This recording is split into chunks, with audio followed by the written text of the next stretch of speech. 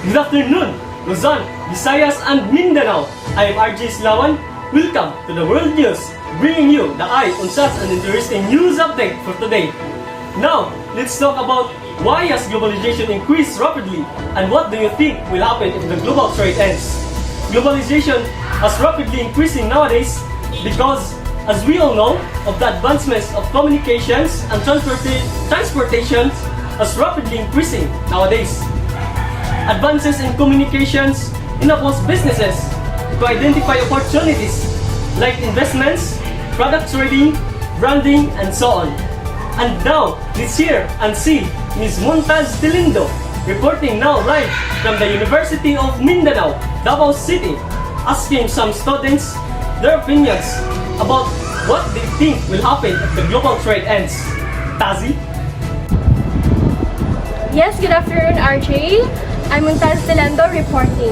So we are here now at the University of Mindanao, Davao City to ask some students on their opinion on the question, what will happen if the global trade ends?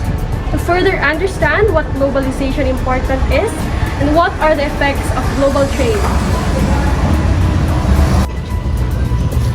Good afternoon, sir. It will be okay if you answer our questions. Yes, ma'am. Good afternoon. Okay, but can you introduce yourself first and your course? I'm Christian Paul Madanla, second year student from the Department of BSHM. Okay, so sir, my question is, in your own and honest opinion, what do you think will happen if the global trade ends? If that's the case, there won't be enough supply of necessary products such as spices, food for us and for everybody all around the world. For example, the phone we use is from other countries and global trades stops. Then there won't be phones available in the market, so we can buy, and so that is what for me is likely happen if global trade ends. Okay, thank you, sir. So to sum up of his answers, so if the global trade ends, no enough supplies and supply of food. So thank you, sir. Good afternoon. Good afternoon, sir. Is it okay if I ask you some questions? Yes, sure. Okay, before that, can you introduce yourself and your year? My name is Selpo Pito Yungan, second year in BSHM. Okay, sir. In your own and honest opinion, what do you think will happen if the global trade ends? If the global trade will end, it will cause a massive loss to our country and also have an unbalanced economic benefit. It will be a great loss to a country or in our world if the global trade will be end. Many people would be affected by it. Okay, if the global trade ends, there is many people will be affected. So, thank you for your answer and thank you. Good afternoon, students. Is it okay if I ask you some questions? Yes. So, can you introduce yourself first and your year? So I am Angeline Pipanya. I am second year student from BSHM. I'm Kanchang Pikwenga, BSHM second year college. Okay, so my questions first. My question is, in your own and honest opinion, what do you think will happen if the global trade ends? So globalization is the connection and integration of people, businesses, and government in a global scale. In a connected, delicate, and quickly moving world, breaking away from the trade will have a serious repercussions. Walls and barriers would make for a less prosperous and dull country. In the current global environment, no nation can live without international trade because trade has played a role in the economic growth.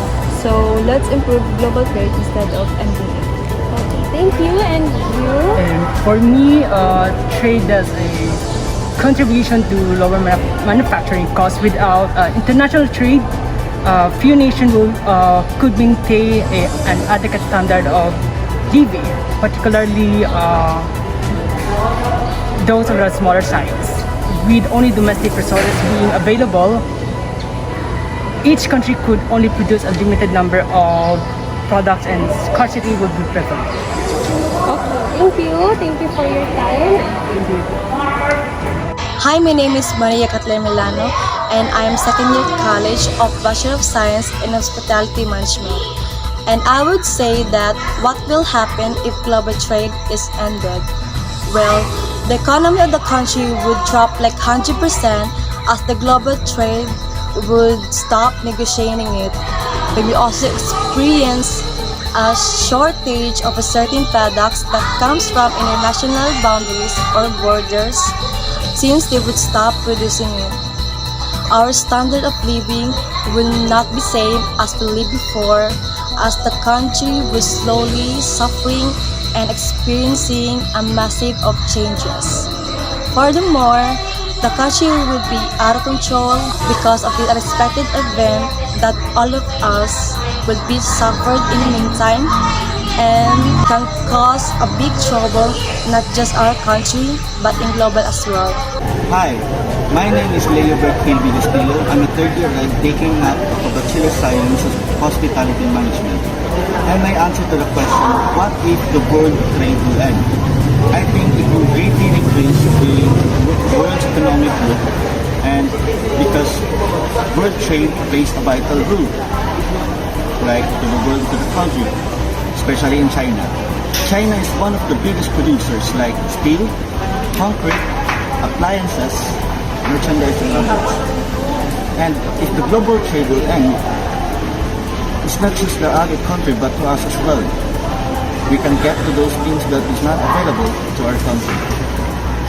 Hi, my name is Hansan Ray B. Merfentes. I am first year college of Bachelor of Science in Hospitality Management. Yes, if global trade will end, many products that will be available in global marketplaces like the imported goods are essentials, and this will be available without commerce. RJ, we hear from all of the students that if the global trade ended, few nations could maintain an adequate standard of living, and it is possible to have a limited number of products and scarcity would be prevalent. Back to you, RJ. Thank you, Tazi. Now we know how important and significant global trade is to each and every one of us.